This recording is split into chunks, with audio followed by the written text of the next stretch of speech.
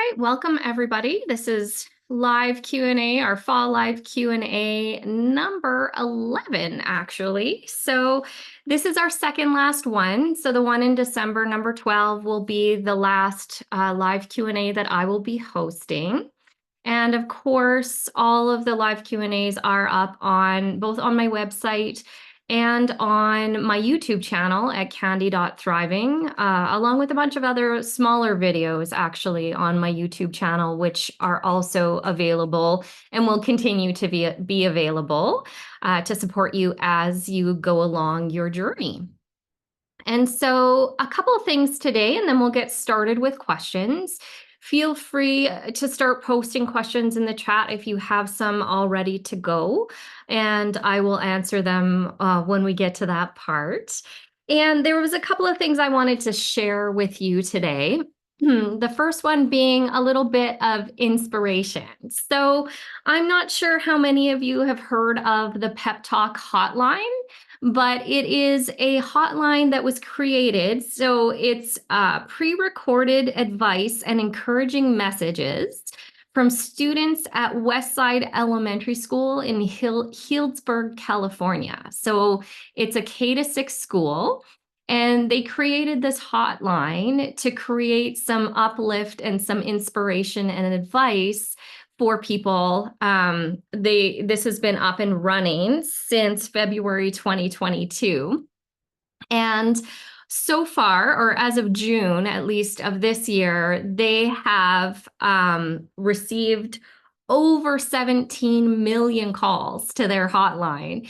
And when you go to their hotline, there's a menus option, right? So there's choices of what you want to hear. So I think one of them is life advice. One of them is advice from kindergartners. It's really cute.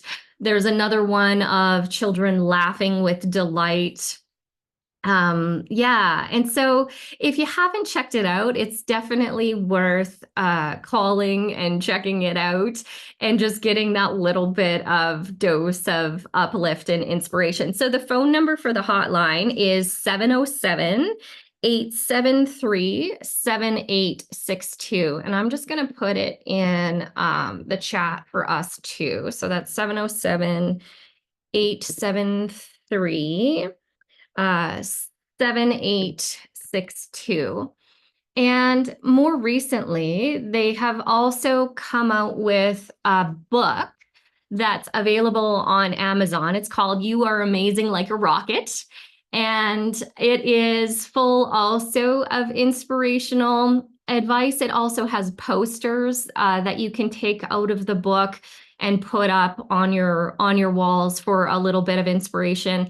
I have not seen the book myself yet. I did send it to my son, and he sent me a picture of one of the pages, which was really cute.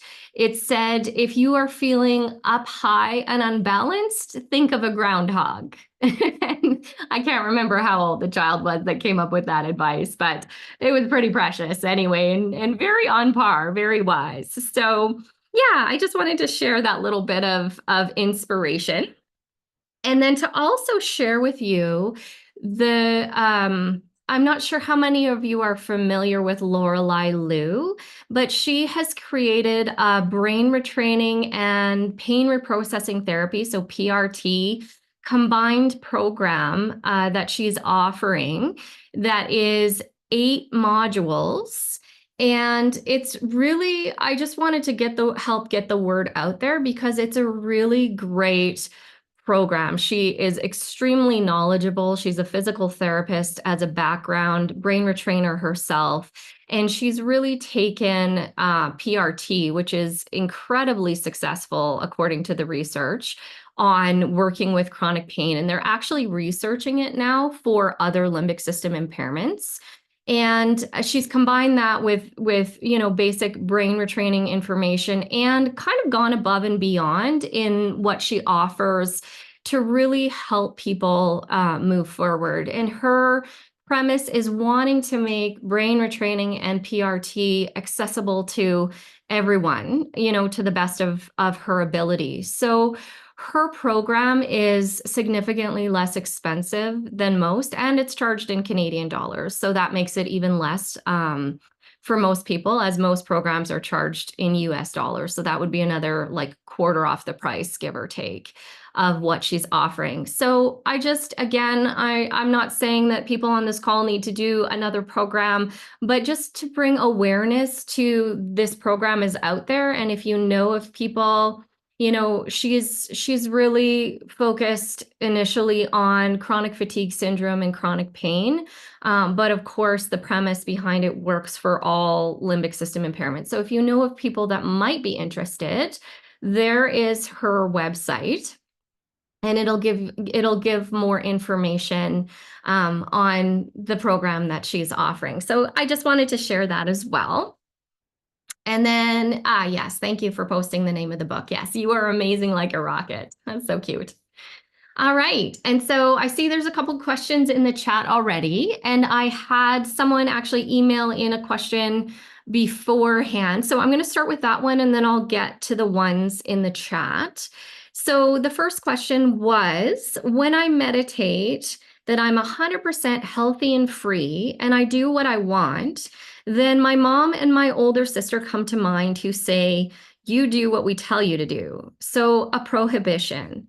That's nonsense because I no longer do anything that they want me to do, even if they keep trying, but somehow it's still there in the synapses. So advice on what to do with that. So it's good to, first of all, have that awareness, right? So you've got the awareness of, okay, when I try to move into a space of mind and body and emotions that's more in alignment with my health and well-being, these are the inner critic voices that show up saying, no, you can't, right? And so a lot of times, what starts out as people external to us imposing limitations on us or imposing their ideas on us as children are things that we then internalize and continue to impose on ourselves as adults. Like those beliefs or those messages get kind of saturated in our system. And then we actually continue to perpetuate them as belief patterns, right? As core beliefs or patterns that can show up. And so the first thing is to start to separate yourself from those voices, right? So, and there may be some reality or some truth to the fact that, in real life, they would still say these things, right? Like that can still absolutely happen. And so of course, there's the external boundaries with them too, which it sounds like from the description of this question that that's already happening. And so now it's more working with the internal piece that is still operating from this previous belief system and still running sort of that inner critical voice around, what's okay and not okay for you to do.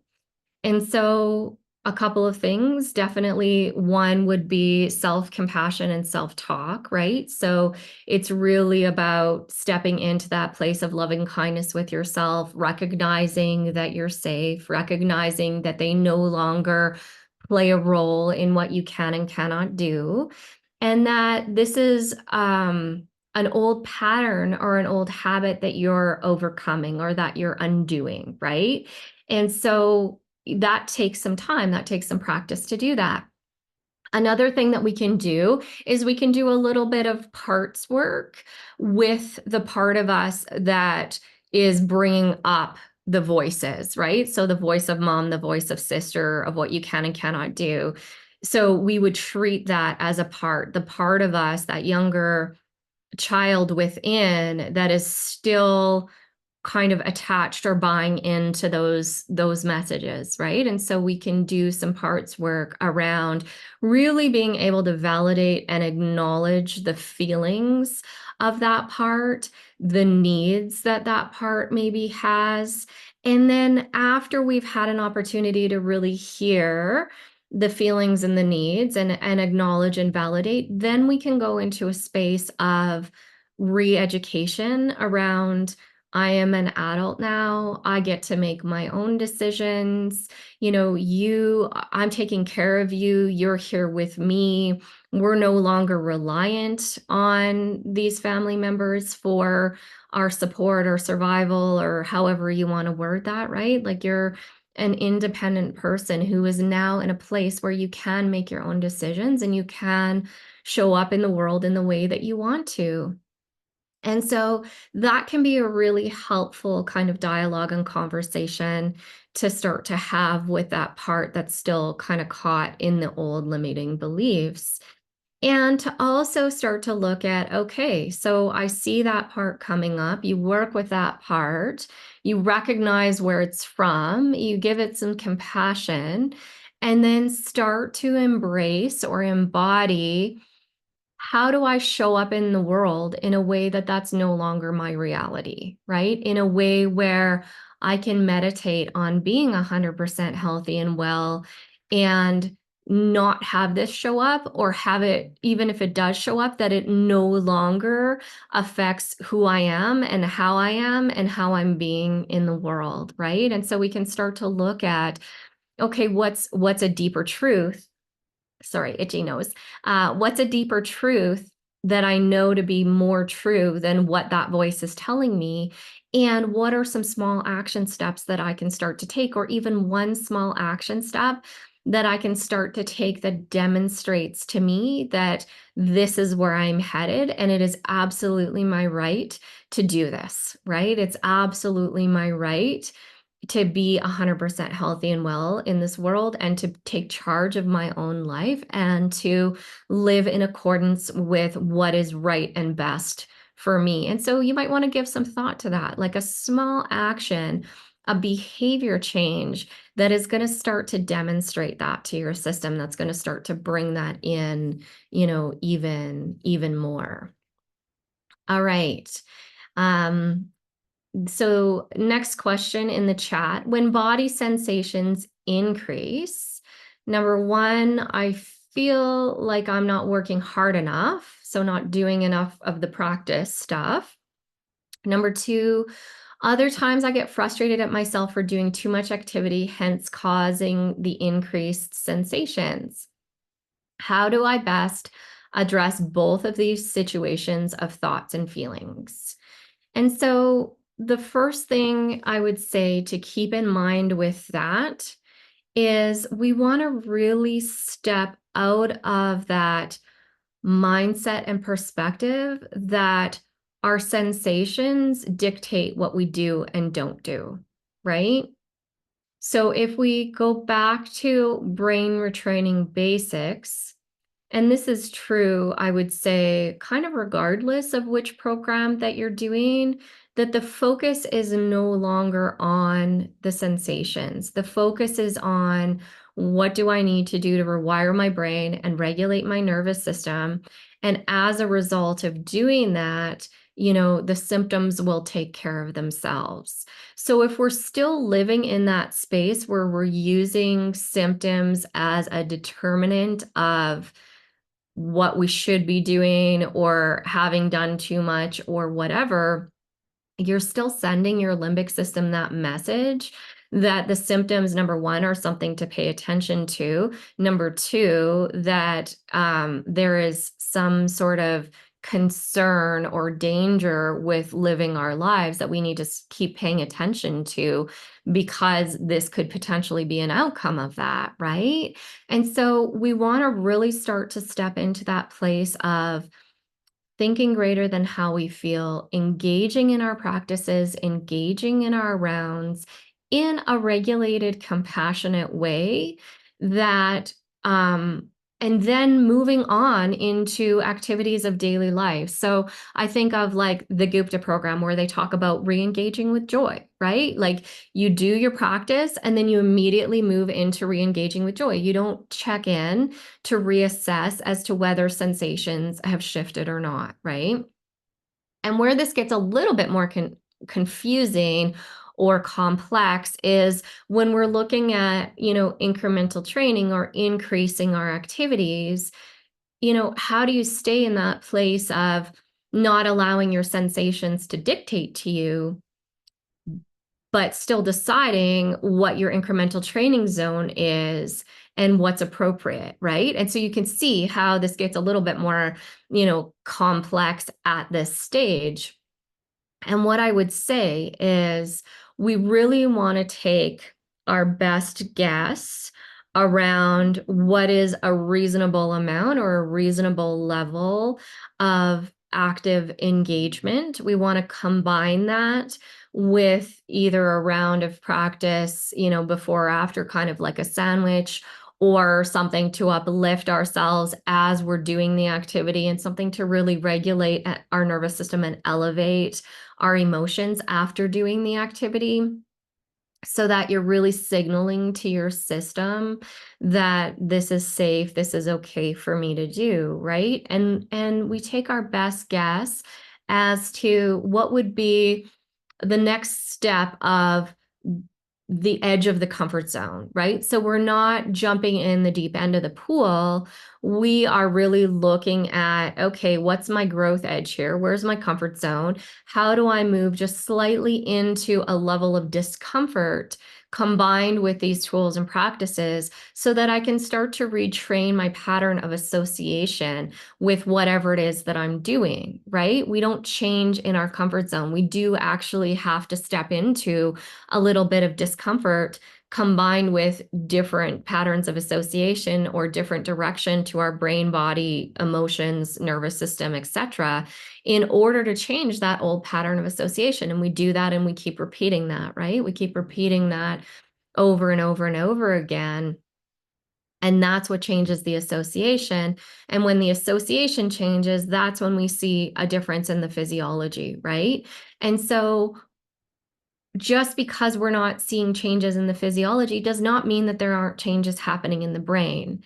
And this is another reason why we want to stay away from using sensations as an indicator or a guide as to how much we do or don't do, right? Can you see that? That when we are actively engaging in brain retraining and nervous system regulation, oftentimes it takes a bit of time for that foundation to become strong enough, or those neural pathways to become fired enough, that we then start to see changes on a physical or physiological level. So if we're going through the world where we're using our symptoms as an indicator, you can see how you might be in that edge zone, that slight discomfort. You might be doing all of the things that are actually creating changes in your brain, but then by using sensations as your indicator of where you're at, those haven't changed yet. So what that does is it causes you to back off, and all of a sudden you're no longer in your edge zone or your growth zone. You're no longer actually reinforcing the foundations that were coming online, that were getting in place to help you move forward, right? And so then we step backwards, and that's where a lot of times people see stuckness. They just can't seem to quite get to that level of functioning that they're looking for, because we're using an indicator that's not an accurate indicator. Do you see what I mean? I hope this is making sense, right? And so, again, we want to be really mindful of sort of taking our best guess, really sending safety, calm, regulation messages to our system as we're engaging in that process, and to do our best not to let sensations be an indicator. And if sensations come up after the fact, then you do some active redirection or elevation or a round or a mini round or whatever you want to do in that moment, to just kind of set a boundary with that your brain, we're not going there. And then you go back into re-engaging in life or the activity or the task at hand that you're doing. So you're having that sort of active interruption there. Now, the other part to that question, and I think this is really important as well, is that feeling of I'm having sensations, I'm having its, or symptom thought patterns or whatever you want to call them, depending on what program you're doing. Therefore, I'm not doing enough. I'm not working hard enough. I'm not good enough, whatever those conversations are. And they're very common. Those conversations are very common for people in this process. And so, what we want to start to look at, there's a couple of ways to do this.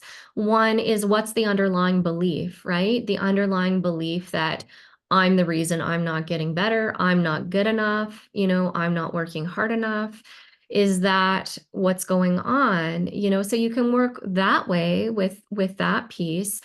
And you can also go in a different direction, but it will ultimately take you to the same place of coming to a space of self-compassion and loving kindness, right? That recognition of, there's a pattern in me that's an overachiever, that's a perfectionist, that assumes that if I'm not seeing changes, or I feel like I'm in the ebb and flow to recovery, that it is my fault, right? And that's that fixed meaning making. So, for those of you who are on my free workshop last weekend, we talked about fixed mindset versus growth mindset, right?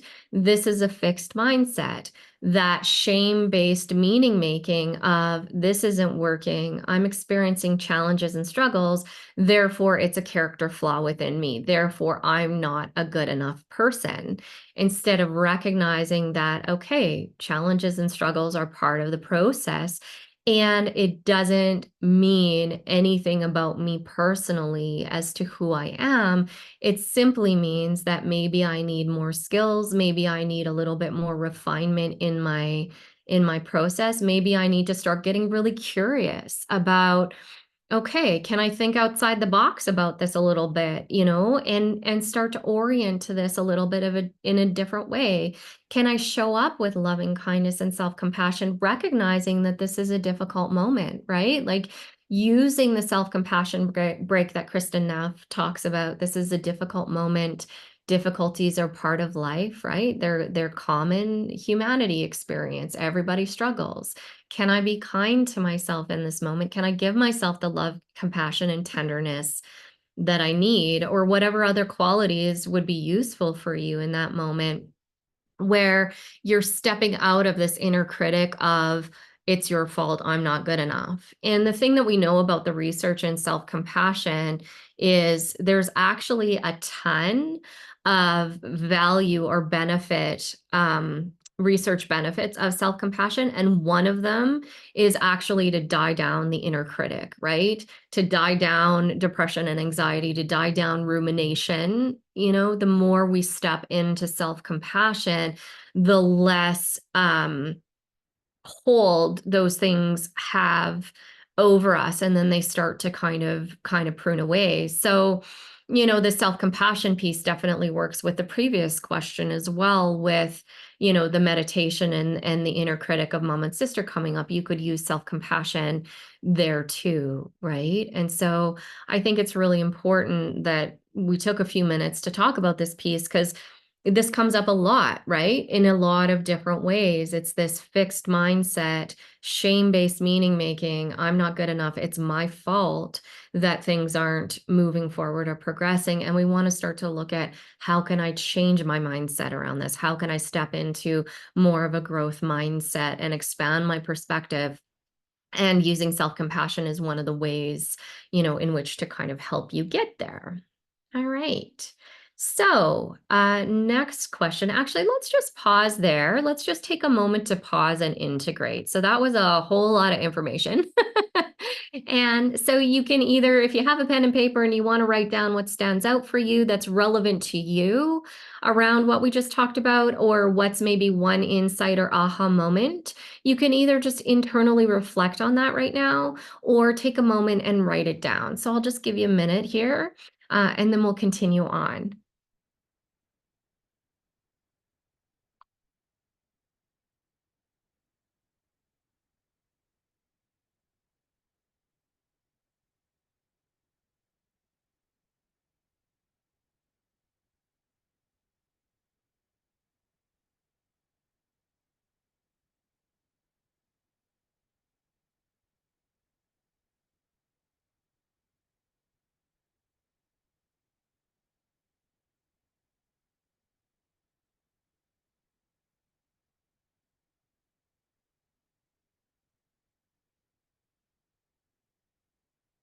Okay, so just finishing up the thought that you're on. I know that you could come back to this later, but sometimes it's helpful to just take that moment to kind of look inward as to, okay, what stands out for me, or how can I apply this to me? Even if it's not your question, there's usually things in there that might be helpful, right? And so it's a nice opportunity to kind of take it in a little bit more. All right, so next question. So last week's session on transforming inner barriers, you mentioned that part of clarifying your intention involves creating a strong sensory-based vision that embodies your intention.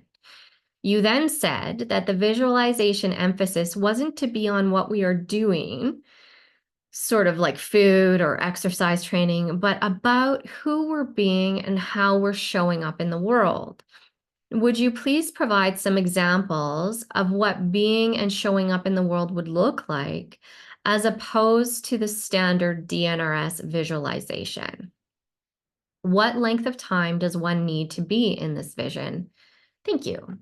So the first question is, or the first part that I'll answer is the length of time.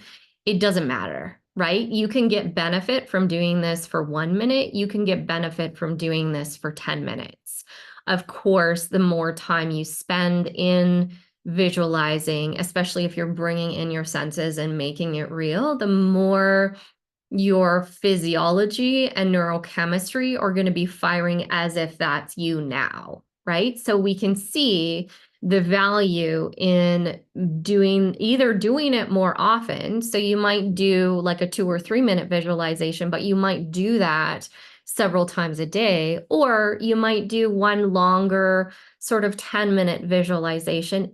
And I would say the determining factor in terms of the time is you want quality over quantity or length of time, right? So as long as you can stay really present and invested and involved in the visualization, that's useful. If you find that it's starting to peter out, or your mind is starting to wander, or you're not as connected, you want to start to actually move on before it starts to lose potency like that, right? And so that's where, a minute or two of really good quality is going to be more useful to you. Doing that periodically throughout the day is actually going to be more useful to you than trying to do a 10-minute one where you're kind of really struggling to stay there, right? Like that's a long time for our brain to kind of focus on something. And so that's the length of time part. In terms of an example of who you are and how you want to be in the world. So first, I'd like to clarify that what I meant there in terms of the difference between like a DNRS or a Gupta or whatever visualization that you're doing, and this sort of intention, cultivating a deep heart-based intention and embodying it, there are elements there of what you're doing, but that's not the central focus, right? So the central focus is on how am I different and how am I showing up in the world differently? So let me give an example. So let's say my intention, my heart, my deepest longing in my heart is to be, in a space of deep well-being and resilience in the world. And that's what my heart, like if I tune into my heart, let's say that's what my heart wants more than anything else, is just the sense of deep well-being and resilience and being, living my life from that space. And so what that would look like, in terms of a visualization is I would see myself. So what does that mean to me? That's the first question. So what does deep well-being and resilience mean to me? And what would that look like both internally and externally in the world, right? And so if I start with internally, what I notice inside, and I'm just throwing this out there off the top of my head, right? Kind of off the cuff. What I notice inside is there's a sense of vitality. I can feel life force, or I can feel energy in my body that is flowing,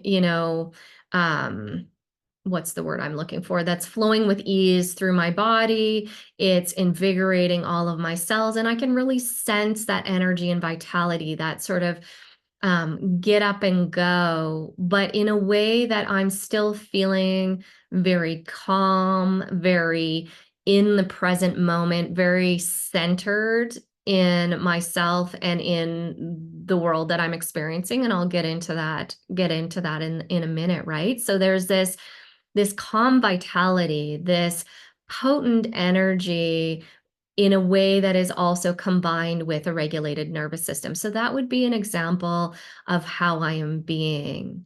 Another example of how I am being is that I'm engaging with the people around me. I'm also engaging with myself at the same time. Like I'm aware of myself. I'm in loving relationship and support within myself at the same time as I'm connecting to the outside world. So I'm no longer from this actualized intention of deep well-being and resilience. I am no longer all about everybody else 100%. I'm about a balance of being with me and with other people at the same time. That's how I'm being in the world, right? And I would take that into, a context of, let's say, first thing that pops into my mind is I'm outside. It's a beautiful day. I am by a river. There's trees. I'm having a picnic with my son and his fiance. And there are other friends there. And there's children running around and laughing. And I stand up and I play with the children. I'm engaged with the children and laughing with them. And really, as I'm like in this beautiful scene in nature, I'm being fun and playful with the kids. I'm still half listening to the conversation that's happening on the blanket between the adults. And I'm tuned into myself and a relationship with myself in this moment. And it's in this space that I really see or fully feel that level of well-being and resilience. So, and again, this is just kind of off the top of my head to give you a bit of a sense of that, but you can see how it's like, yeah, there's still activities, there's still scenery, there's still some sensory input coming in, but it's really about like, who am I that's different from who I am now? How am I showing up for myself and other people in a way that's different from how I'm showing up for myself and other people now? From that space of course, whatever, your deepest intention is, your deepest longing is. So let's just give another really brief example here. It might be like a deepest intention and longing to have really strong, healthy, uplifting relationships in your life, right? So let's say that's the deepest longing. Then we would step into a sensory-based visualization of, if that's my deepest intention and I'm actualized, if I can imagine myself actualized in a life where I'm having these really great, uplifting, intimate connections with other people, how am I being in that? Well, first and foremost, I'm in relationship with myself, right? And it's by being in relationship with myself and being in that place of love, that place of willing to be visible in the world, willing to put myself out there a little bit, willing to express and share my needs, and at the same time being really open and receptive to another person's experience and their needs. And this is what's creating this mutually supportive, uplifting, close relationship dynamic that enables me to actualize that intention, right? And so we would have that as sort of the foundation of being. And then you could have, circumstances. Maybe there's a bunch of people, maybe it's a significant other or one person that is fulfilling this role for you. Maybe you see yourself in an environment like maybe it's your house and you have some people over and it's like a community, or maybe it's you being, somewhere else with a person or a group of people, right? And so we still have the actions and the sort of sensory experience of the external world, but we also really have that connection and sensory experience of the internal world. And you can include in that too things like, what's your posture like, right? Like, what position are you taking? So when I described sort of the first visualization based on the intention, like I could feel my spine like was pretty straight, right? Like I felt this kind of backbone and uplift, and it's like, here I am a little bit more present but still kind of present with myself. And in other cases, like in the relationship or that creation of intimacy, it might be, more of a posture of like your arms are wide open, or maybe it's I have one hand on my heart because I'm connecting with myself and my other arm is open to embrace whoever is with me. Maybe that's the posture, right? And there's no right or wrong with the posture. I'm just throwing ideas out there, but it gives you a sense or an idea of how to really bring this into your being or embody this in a little bit of a different way, right? And really seeing yourself coming from not only the state of being, but from a really regulated, confident place, like regulated nervous system place. What are the emotions that you want to be feeling? Like, what would you be feeling in those moments? What are some of the thoughts that are going through your head in those moments? All of that also contributes or adds to the picture, right? Okay, so next question. I've been doing DNRS for about 2.5 years. I have one symptom left. I did not start doing incremental training until a couple months ago, but I don't really have triggers to use. The emotional charge is gone. Annie said not doing it could limit your success and feel that could be where I am. Also, one symptom has gotten louder, and after following Dr. Sarno's work, I feel it could be TMS. Any advice would be appreciated. All right. So it's a little bit hard for me to say when I don't really know what it is that you're still kind of dealing with, right? So my response might be different depending on what it is that you're working on. Like if it's a mental and emotional pattern or symptom that's still maybe happening, then I would say looking at things along the lines of expressive writing or journal speak or ways of releasing your emotions or parts work, right? Like getting in touch with the parts that might still be stuck. Those would be kind of things that I would be looking at. If it's more of a physical or physiological symptom, then I would say more of the traditional brain retraining practices of bringing it to conscious awareness, doing rounds of practice or whatever version that is for you, sending messages that it's okay, kind of cognitive reappraisal around the interpretation of that and what that means, and starting to actively, do a little bit more and working with that. Okay, so tinnitus. So that, hmm. I've seen people go a few different directions with that, right? Sometimes, in some cases, it's bringing that up to conscious awareness and then doing, your rounds of practice and then really stepping into a well-regulated nervous system and elevated emotional state kind of calms down the signals that are associated with that. I've seen that be helpful, for some people. I've seen the safe and sound protocol. So again, that's a nervous system regulation protocol.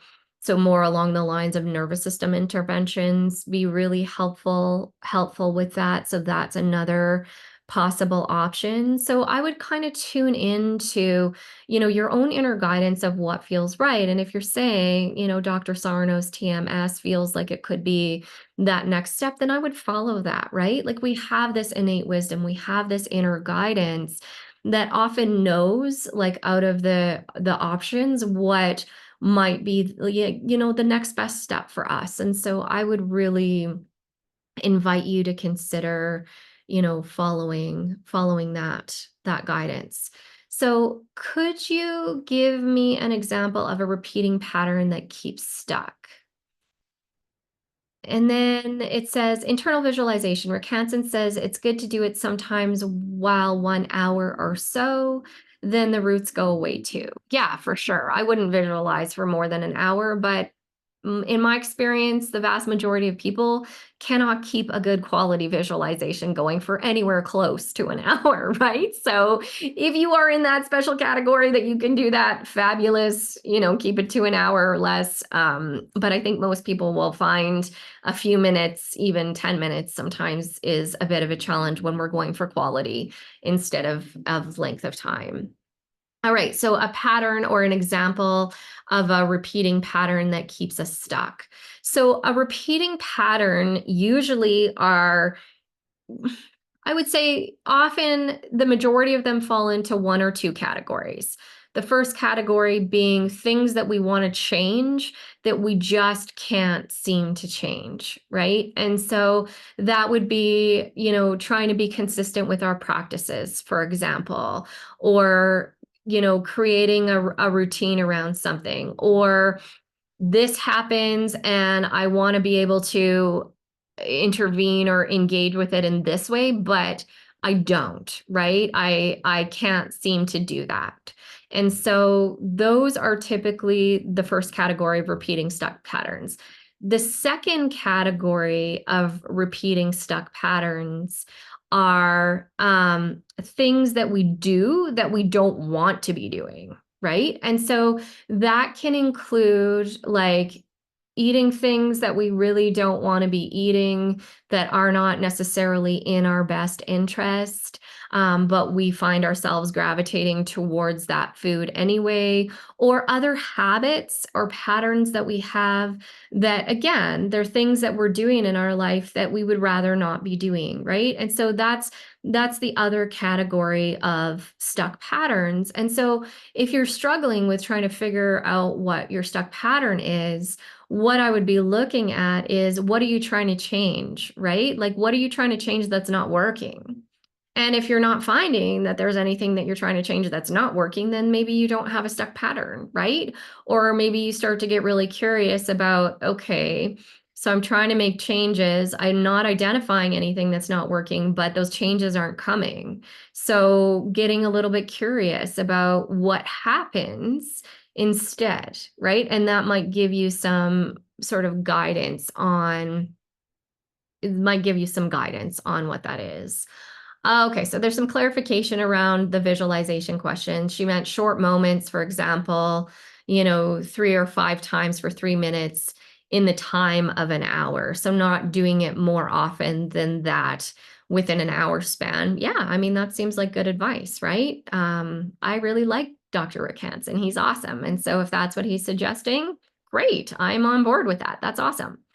All right, so this will be the last question for today, and then we're going to get into our meditation and our breath work and meditation to wrap up for our day. And so here we are. I have been doing DNRS for 4 years. I was doing really well, and suddenly anxiety really ramped up. We've had many stressors as a family, plus old traumas got activated. Mark Wolin says the anxiety is from when I was separated from my family at 9 months old for 3 weeks. I notice my daily anxiety is from a place of a scared little kid. It keeps repeating, no matter the rounds, medications, okay, or maybe meditations, or counseling I've had. All right, so I'm guessing the question in that is how to navigate this anxiety. So a couple of thoughts. Okay, medications for the anxiety. It was medications. Okay, that's good clarity. So a couple of thoughts around this, the first one being, can you start to show up with more loving kindness and self-compassion towards yourself about the fact that you're experiencing more anxiety and that you're struggling with shifting this? That would be sort of number one place, I would say, to start with this.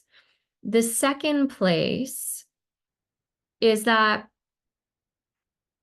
anxiety can get ramped up for a number of different reasons. Sometimes it is that we've got a lot on our plate and a lot going on. Sometimes it's because our system has gotten to a place of better resources, like we've made progress to the point where unresolved stuff can start to come up, right? Unresolved stuff can start to come up and surface.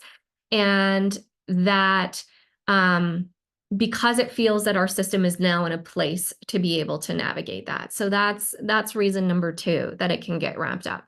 And it sounds like there's some thoughts that maybe this is what's applying here. The third reason that that can get ramped up is when we start to make pretty significant changes and we start to show up differently in the world, there's a part of us that is attached to our old identity that freaks out.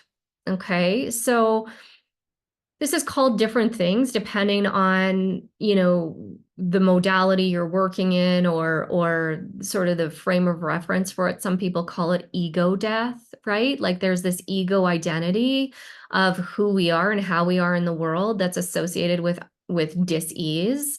And all of a sudden we're stepping into a place and we're making changes and we're stepping into an identity of more ease. And that can cause an upheaval because that old part of us literally does kind of die off, right? Like that's no longer our dominant version of ourselves. And so that can freak people out too, or ramp up the anxiety as well. And so of course, how you respond depends on, which category you're in, right? And I would say if you are noticing that in the case that you're describing here, if you're noticing that that anxiety is really young, then that is the place to do some parts work with that piece, right? And if you're doing any kind of trauma therapy or you're working with the therapist, then what I would recommend is you just do what you're doing with them, and continue on that. This is not something we want to do multiple things at the same time around. You want to kind of pick one way of working with something and work with it, right? And there can be a lot of value in starting to connect to that part of us that feels really young and to start to relate to that part in the way that you would relate to, a child of that age, right? So it's with loving kindness, it's with compassion, it's with gentleness. And you can tune into, what does that part need? And oftentimes it's going to be, if it's really young, like a baby, what it wants is it wants connection. It wants love. It wants care. It wants to know that it's being cared for and that it is held and that it is safe, right? And so then we start to look at, when I feel this really young part come up, how can I give to myself those qualities? How can I give to myself a little bit more love, a little bit more compassion, a little bit more sense of safety? And so I'm thinking, even just basic self-compassion stuff, hand on your heart or a little bit of a squeeze. You can do some havening of just stroking your arms downwards or your face downwards. You can do a little bit of rocking with messages of safety, with messages of security, with messages of love to start to settle that part down. And that's assuming that that is the case, right? Like, and we don't have to attach to it to necessarily to the story, right? So unless you had a sensory-based memory of being 9 months old and being separated, which does sometimes happen, by the way, we can have visual and feeling memories that don't have words associated with them from really younger ages. If you had an experience like that, then I would attach it to that experience directly.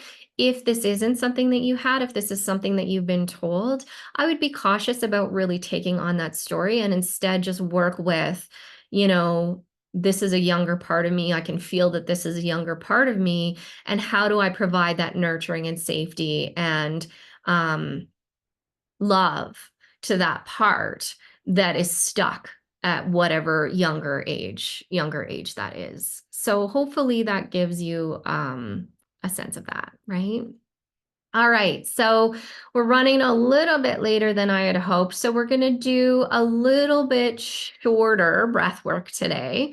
And then we're still going to get into our meditation before we wrap up. So for today's breath work, let's do a few rounds of the physiological sigh. So for those of you who aren't familiar with the physiological sigh, how it works is we take 2 consecutive breaths in. Usually the first one is longer, and then the last one is like a top up through our nose. And then we breathe out with a sigh through our mouth. So it's right? And you're just going to sigh it out loud, breathing all of the air out. And we're going to do just a couple of rounds of this. So you're going to start with a big inhale in through the nose. And then another little inhale. And then just exhaling that sigh. Even just doing one, I feel so relaxed. It's great. Let's do another one. So deep breath in. Another top up. And sigh it out. And just allowing that sigh to complete. And one more for good luck. Deep breath in through the nose. Another little breath in and sighing it out.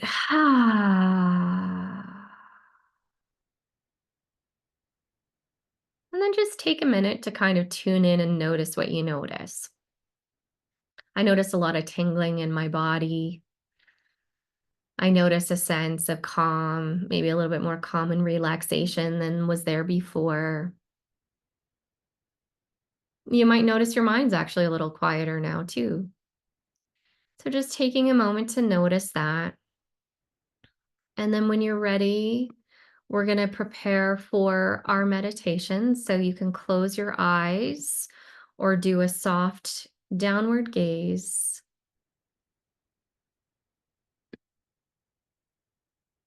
And start by taking a deep breath in and then letting it go. Another deep breath in.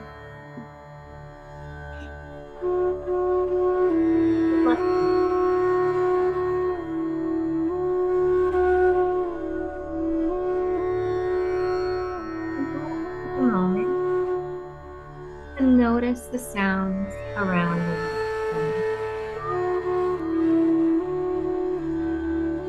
So maybe there's cars going by.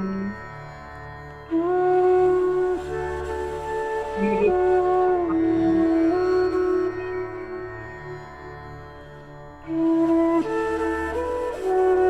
perhaps there's the sound of a fan running.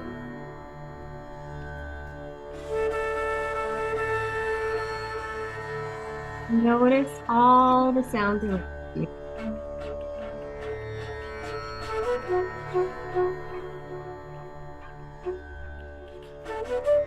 Noticing all of the sounds.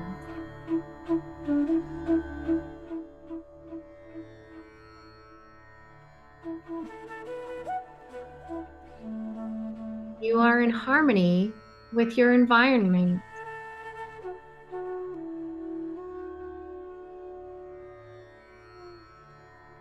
Take a deep breath in and let go.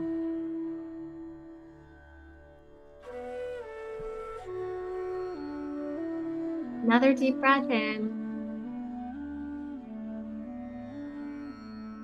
and let go.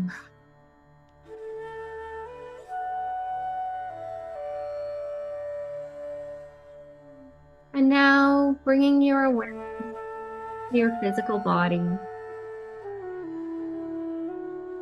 Our body is a gift from nature or the divine.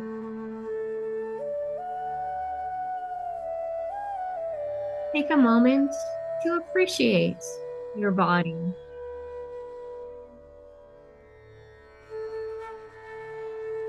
Begin by focusing on your feet, bringing your attention and awareness to your feet,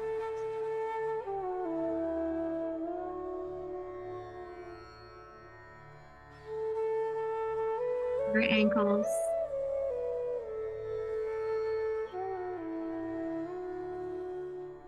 your lower legs,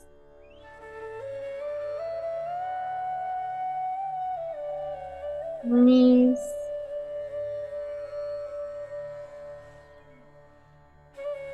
upper legs,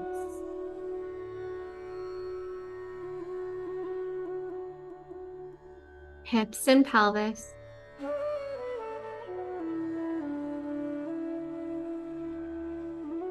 abdomen, chest,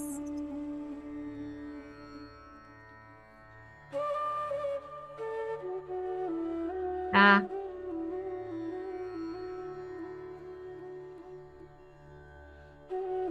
right shoulder and right arm,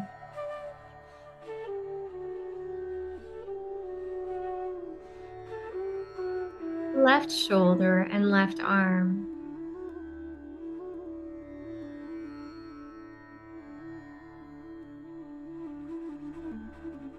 neck,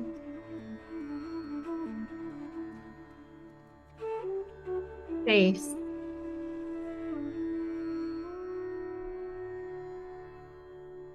head,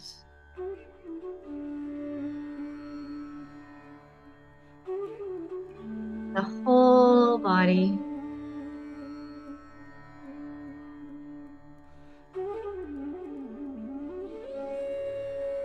The whole body.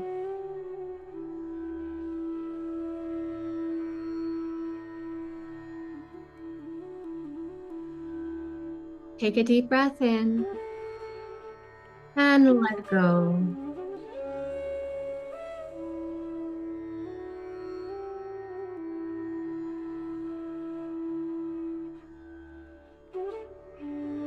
And now bringing your attention and awareness to your thoughts,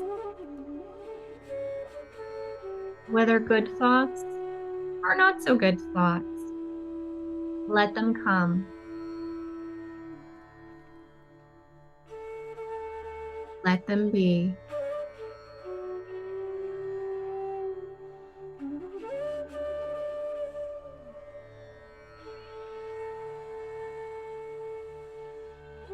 You are not your thoughts.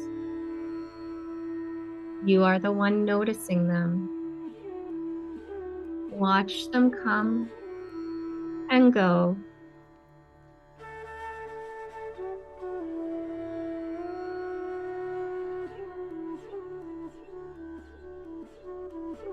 You are now in harmony with your thoughts.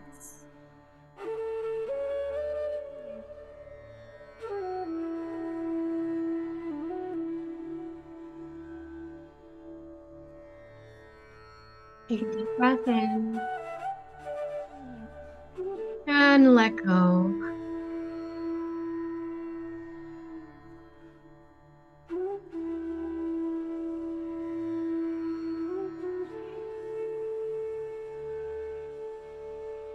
Now, bringing your attention to your emotions.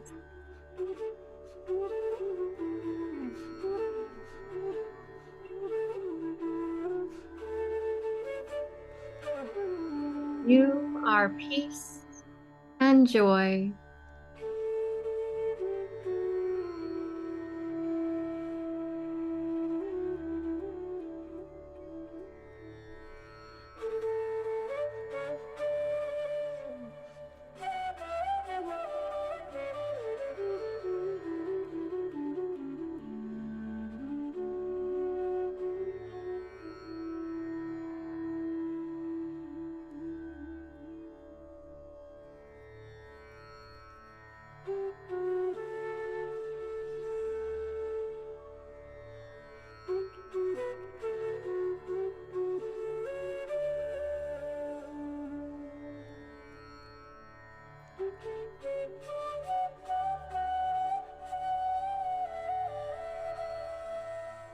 bringing your awareness to your emotions.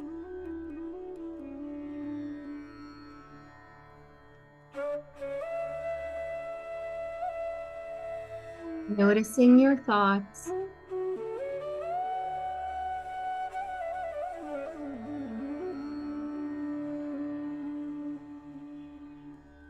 Noticing the sensations in your body.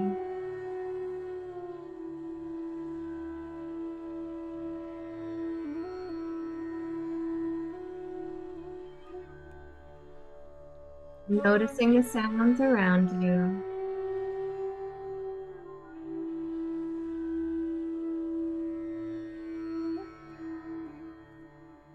Taking a deep breath in and letting it go.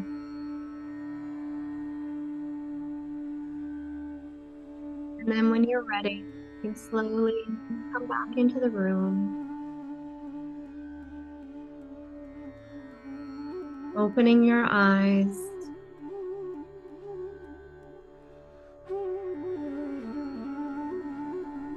having a little look around your space, orienting to your space.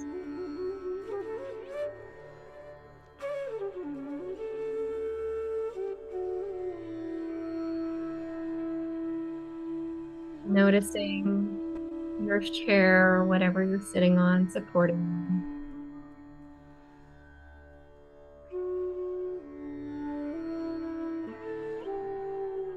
Taking another deep breath in